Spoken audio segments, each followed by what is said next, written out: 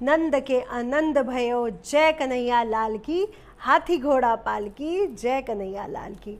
सभी को राधे राधे और जन्माष्टमी की हार्दिक शुभकामनाएं। लेकिन भाई आप लोगों के मन में भी कंफ्यूजन तो होगी कि जन्माष्टमी है कब। लोग कह रहे हैं कि अष्टमी तो 15 को है, तो हम जन्माष्टमी मनाएंगे कब, 16 को या 15 को।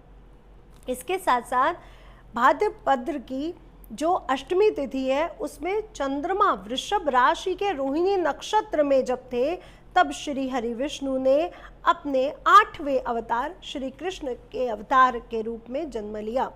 तो रोहिणी नक्षत्र कब पड़ रहा है, पारण तिथि क्या रहेगी, व्रत कैसे रखना है और कौन सी राशि वाले कौन से मंत्र और कौन सा दान करके अपने जीवन को सार्थक बना सकते हैं। क्योंकि ये सिर्फ जन्माष्टमी नहीं है, ये श्री कृष्ण, ये श्री हरि का जन्म उत्सव नहीं है, ये माँ योग माया और श्री कृष्ण दोनों का ही प्राकट्य दिवस है। इसलिए ये रात्रि सभी रात्रियों में सबसे ज़्यादा विशेष हो जाती है। तो आज हम जानेंगे व्रत कैसे रखना है, क्या क्या पूजा उपासना करनी है, क्या क्या उपाय करके हम अपने जीवन को सफल बना सकते हैं और अपनी कौन सी मनोकामना के लिए क्या उपाय हमें करना चाहिए। तो इस वीडियो को अगर आपको पसंद आए, आई होप बिल्कुल है, क्योंकि ठाकुर जी पे है, राधा रानी पे है, तो आपको पसंद ज़रूर आएगी। इसलिए इस वीडियो को शेयर और लाइक करना बिल्कुल ना भूलें और मेरे इस चैनल को सब्सक्राइब और फॉलो भी ज़रूर करें। सबसे पहले जन्माष्टमी है कब जान लेते हैं। भाद्रपद की अष्टमी तिथि को जब चंद्रमा वृषभ राशि के रोहिणी नक्षत्र में थे तब श्री हरि विष्णु के 8वें अवतार श्री कृष्ण ने धरती पर अपना प्राकट्य लिया। उनसे पहले ही कुछ क्षणों पहले ही योग माया भी प्राकट्य हुई, जिसने देवकी नंदन को यशोदा मैया तक पहुंचाया। तभी कंस के कारागार में, उनके महल में जो उनका कारागार था, वहाँ श्री कृष्ण का जन्म हुआ और वहाँ से यशोदा मैया की गोद तक जब वो पहुँचे, उनको वासुदेव जी छोड़ के आए। तो ये जो पूरी प्रक्रिया हो रही है वो सब योग माया की मोह माया में आकर हो रही है। इसलिए उनका भी प्राकट्य दिवस आज होने के कारण ये रात्रि बहुत ही ज़्यादा विशेष हो जाती है। अब 15 तारीख को रात्रि में 11:15 बजे यानी 11:47 से अष्टमी तिथि लग रही है और 16 तारीख 9:30 बजे तक रात्रि तक अष्टमी तिथि रहने वाली है। लेकिन शास्त्र संवत क्या है, शास्त्र क्या बोलते हैं? शास्त्र बोलते हैं कि जब भी कोई त्यौहार बढ़ती हुई तिथियों में आता है तो हमें बढ़ती हुई तिथियों में ही उसका आगमन करना चाहिए। और साथ ही साथ ये भी लिखा गया है कि सूर्य उदय के समय जो तिथि होती है वो तिथि मान्य होती है। और जन्माष्टमी के लिए ये भी लिखा गया है कि अगर अष्टमी के साथ 9वीं तिथि लगती हुई आती है तो ये और भी ज़्यादा विशेष हो जाती है।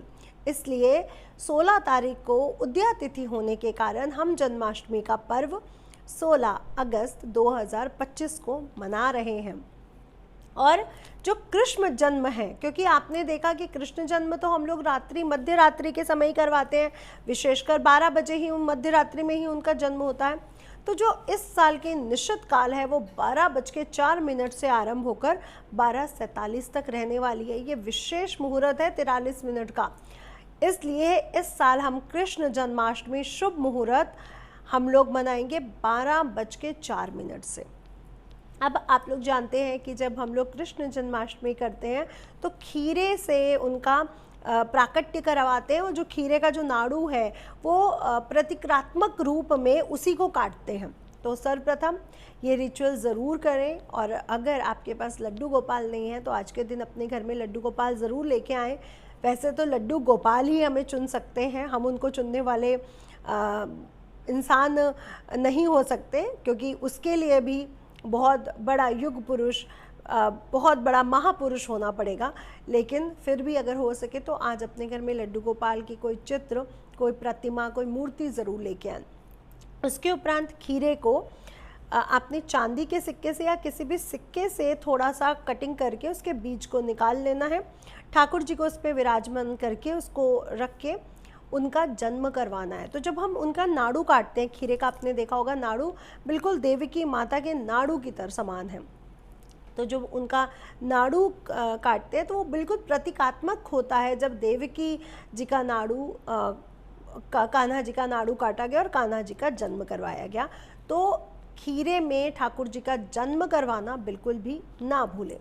दूसरा, जब जन्म हो जाएगा तो हमें क्या करना चाहिए, कैसे पूजन करना है। जन्म के बाद हमें उन्हें गंगा जल से, दूध से, शहद से, दही से, चीनी से और पंचामृत से अभिषेक करना बिल्कुल ना भूलें, जिसमें तुलसी हर चीज़ में शामिल होनी चाहिए।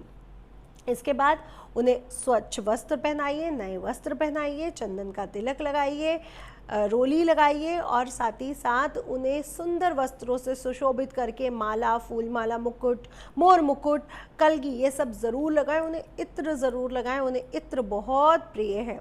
इसके उपरांत उन्हें फूलों से सजाना बिल्कुल ना भूलें। लड्डू गोपाल को सजना और संवरना बहुत प्रिय है। इसके उपरांत अब भोग की बात कर लेते हैं। देखिए, आज के दिन खीर अपने घर में ज़रूर बनाएं। आज के दिन पंचामृत अपने घर में ज़रूर बनाएं ठाकुर जी के भोग के लिए। आज के दिन माखन मिश्री का भोग उनको ज़रूर लगाएं। आज के दिन जो धनिये की जो पंजीरी बनती है, जो और पंजीरियाँ बनती हैं, क्योंकि आज देविकी माता और यशोदा मैया की भी पूजा होती है, इसलिए पंजीरी बनाना बिल्कुल ना भूलें। इसके उपरांत आप उनको भोग लगाएं, आरती करें, ओम जय जगदीश हरे। और पूरा ही दिन जो लोग व्रत रख रहे हैं वो सवेरे 4:51 से लेके ब्रह्म मुहूर्त आपका शुरू हो जाएगा और 5:43 तक रहेगा। इस समय से उठ जाएं, नहा धो लें, अच्छे वस्त्रों का इस्तेमाल करें, घर की साफ़ सफाई का ध्यान रखें, सूर्य देवता को जल ज़रूर चढ़ाएं। इसके उपरांत विष्णु सहस्त्र नाम का जाप करना और ओम नमो भगवते वासुदेवाय की चैंटिंग करना। राधे राधे जपो चले आएंगे बिहारी, तो राधे राधे भी आप पूरा दिन जप सकते हैं। कृष्ण कृष्ण राधे राधे, जल्दी से राधे राधे कृष्ण मिला दे। तो ये मंत्रों का जाप करते रहें और साथ ही साथ तामसिक भोजन से बचें। अपने पूरा दिन की दिनचर्या को सात्विक रूप से निभाएं।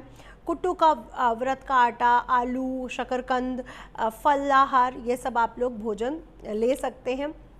आज के दिन बाल नहीं काटने चाहिए, नाखून नहीं काटने चाहिए, शेव नहीं बनानी चाहिए, इसका ध्यान रखें। और आज के दिन किसी के साथ गलत अपशब्दों का, किसी का दिल ना दुखाएं, इस बात का भी बेहद ध्यान रखें। अब जब हमने व्रत रखा तो पारण तिथि भी अब हम जान लेते हैं। जो लोग कृष्ण जन्म करवा के ही पारण कर देते हैं वो करेंगे 12:47 के बाद अपने व्रत का पारण। और जो लोग चाहते हैं कि रोहिणी नक्षत्र हमें मिले और उसके बाद ही हम पारण करें, तो वो सुबह 4 बजे के बाद ही, मतलब जो सूर्योदय हो जाएगा तभी पारण करेंगे, क्योंकि रोहिणी नक्षत्र 16 की रात्रि यानी 17 की रात, जो रात होगी 16 और 17 की रात 4 बजे से रोहिणी नक्षत्र लग रहा है, यानी 17 की सुबह जो सूर्योदय होगा तब आप अपने व्रत का पारण कर सकते हैं। अब हम जान लेते हैं राशियों के अनुसार क्या भोग, क्या मंत्र का जाप आप करें कि आपके जीवन को सार्थक बना सके, और स्पेशली क्या दान करना आज के दिन, क्योंकि ये है मोहरात्रि, ये है कृष्ण जन्माष्टमी, ये है योग माया का प्रकट दिवस, इसलिए आज के दिन दान का और मंत्रों का विशेष महत्व है। सबसे पहले मेष राशि वाले विष्णु सहस्त्र नाम का जाप करना बिल्कुल ना भूलें। ठाकुर जी को आज के दिन गुड़ से बनी और शहद का भोग लगाएं, गुड़ से बनी मिठाइयों का भोग लगाएं और दान में गेहूं और गुड़ का दान करना बिल्कुल ना भूलें। दूसरी है वृषभ राशि, आपके स्वामी ग्रह हैं शुक्र महाराज। आज के दिन आपने लड्डू गोपाल को मिश्री माखन का भोग ज़रूर लगाना है और आज के दिन दान करना है चीनी और चावल का। मंत्र जो रहेगा वो आपको करना है, आप विष्णु सहस्त्र नाम पढ़ सकते हैं, श्री सूक्तम पढ़ सकते हैं, कृष्ण सहस्त्र नाम पढ़िए, ये सब आपके लिए विशेष रहने वाला है। अब हम बात करेंगे मिथुन राशि के स्वामी ग्रह बुध हैं। ठाकुर जी को धनिये की जो पंजीरी का भोग लगाएं, तुलसी पत्र डालना बिल्कुल ना भूलें, हरे फलों का भोग लगाएं। आज के दिन फलों का दान करना आपके लिए विशेष शुभकारी रहने वाला है। आज के दिन गणेश शतशीर्ष का पाठ करना, ठाकुर जी के ओम हरे कृष्ण परमात्मने वासुदेवाय नमः का जाप भी आप लोग कर सकते हैं। अब हम बात करेंगे कर्क राशि की। कर्क राशि वाले आज ठाकुर जी को खीर का भोग लगाएं और खीर के भोग के साथ साथ आज के दिन जो दान करना आपके लिए उचित रहेगा वो रहेगा दूध, चावल और चीनी। आज के दिन आप लोग गोपेश्वर महादेव के मंत्रों का जाप कर सकते हैं, या गोपेश्वर महादेव अगर आप लोग माथा टेक सके वृंदावन जाके तो ज़रूर टेके, ये आपके लिए काफ़ी शुभ रहने वाला है। सिंह राशि की बात कर लेते हैं तो सिंह राशि के महाराज सूर्य महाराज हैं और आपके लिए ठाकुर जी को लिए अनार, सेब, शहद का भोग लगाना बहुत शुभ रहेगा। और आज के लिए जो दान रहेगा वो रहेगा गेहूं और गुड़ का दान। नरसिंह अवतार के का पूजन आज के दिन आपके लिए बहुत शुभ रहेगा। और ठाकुर जी के लिए आप विष्णु सहस्त्र नाम आदित्य हृदय स्तोत्र पढ़ना बिल्कुल ना भूलें। कन्या राशि की बात कर लेते हैं। कन्या राशि वालों के लिए बहुत शुभ रहेगा मीठा पान ठाकुर जी को भोग लगाना, और साथ ही साथ आज के दिन जो दान करेंगे वो आप करेंगे अन्न और वस्त्र का दान। इसमें मैं आपको ज़रूर विशेष बोलना चाहूँगी, आज के दिन राधा कृष्ण की अगर आप आराधना पूजा करते हैं तो आपके लिए विशेष फलों की प्राप्ति होती है। अब हम बात कर लेते हैं कन्या राशि के बाद तुला राशि वाले जातकों के लिए। तुला राशि वाले आज के दिन पंचामृत का भोग लगाएं ठाकुर जी को तुलसी पत्र के साथ, और आज के दिन श्री सूक्तम, कनक धारा और विष्णु सहस्त्र नाम का जाप करना बिल्कुल भी ना भूलें। दान करने में क्या दान करेंगे? आज के दिन आप दान कर सकते हैं दूध का, सफ़ेद मिठाइयों का, सफ़ेद चीज़ों का, इनका दान ज़रूर करें। अब हम बात कर लेते हैं वृश्चिक राशि वाले जातकों के लिए। आपके लिए बहुत अच्छा रहेगा गुड़ और शहद से ठाकुर जी को भोग लगाना, और आज के दिन जो दान रहेगा वो गुड़ और गेहूं का रहेगा आपके लिए। गुड़ और गेहूं और लाल वस्त्रों का दान करना बिल्कुल भी मत भूलिएगा। धनु राशि की बात कर लेते हैं। धनु राशि वाले जातक पीली भोजन ठाकुर जी को भोग लगाएं। केला है, पीले लड्डू हैं, क्योंकि ठाकुर जी के एक हाथ में लड्डू है और लड्डू उनको बहुत प्रिय है। और पीले वस्त्रों का दान आज के दिन ब्राह्मण को कर सकते हैं। विष्णु सहस्त्र नाम ओम नमो भगवते वासुदेवाय आपके लिए बहुत शुभ रहने वाला है। मकर राशि की बात कर लेते हैं। मकर राशि के लिए उड़द की दाल की बनी हुई चीज़ें ठाकुर जी को भोग लगा सकते हैं, और उड़द की दाल की बनी हुई चीज़ें आज के दिन दान करना भी बिल्कुल ना भूलें। आज के दिन जो आपके लिए बहुत विशेष रहेगा ठाकुर जी के लिए वो रहेगी पंजीरी उनको खिलाना, तो उनको पंजीरी का भोग ज़रूर लगाएं तुलसी पत्र के साथ। कुंभ राशि की बात कर लेते हैं। कुंभ राशि वाले जातकों आज आपके लिए धनिये की पंजीरी ठाकुर जी को भोग लगाएं, उनको बहुत प्रिय है, और काले तिल के लड्डू भी। और काला तिल दान करना आज के दिन आपके लिए बहुत विशेष रहेगा। मीन राशि की बात कर लेते हैं। मीन राशि के लिए केसर वाली पीली खीर ठाकुर जी को भोग लगाना बहुत शुभ मानी जाएगी, और साथ ही साथ आज के दिन पीले वस्त्र, धार्मिक किताबें ज़रूर दान करें। अब हम बात कर लेते हैं उपायों की। उपायों के लिए आज के दिन अनाथ आश्रम या छोटे गरीब बच्चों को जाकर के धार्मिक पुस्तकें जो उनके सब्जेक्ट की हों, कॉपी किताब ज़रूर दान करें। साथ ही साथ मैं बोलूँगी जो स्त्रियां संतान सुख से वंचित हैं, आज के दिन वो जो खीरा जहाँ से आपने कृष्ण जन्म करवाया है उस खीरे का अगर प्रसाद के रूप में ग्रहण करती हैं तो उनको संतान सुख की प्राप्ति होती है। आपके नवग्रह किसी भी तरह से आपको अच्छी महादशा अच्छी नहीं चल रही है या किसी ग्रह के कारण दिक्कत आ रही है तो ठाकुर जी को कोई बांसुरी गिफ्ट कर दीजिए। ठाकुर जी जैसे ही बांसुरी अपने होठों से लगाएंगे आपके ग्रह भी शांत हो जाएंगे। आपको निगेटिव एनर्जी से, नज़र दोष से, नज़र से डर लगता है या नकारात्मकता आपके आसपास है तो मोर पंख जो ठाकुर जी को चढ़ा करके पंडित जी से एक दक्षिणा देकर एक मोर पंख ले आएँ, उसे अपनी तिजोरी में रखें। आपका धन कभी भी कम नहीं होगा और बढ़ता ही जाएगा।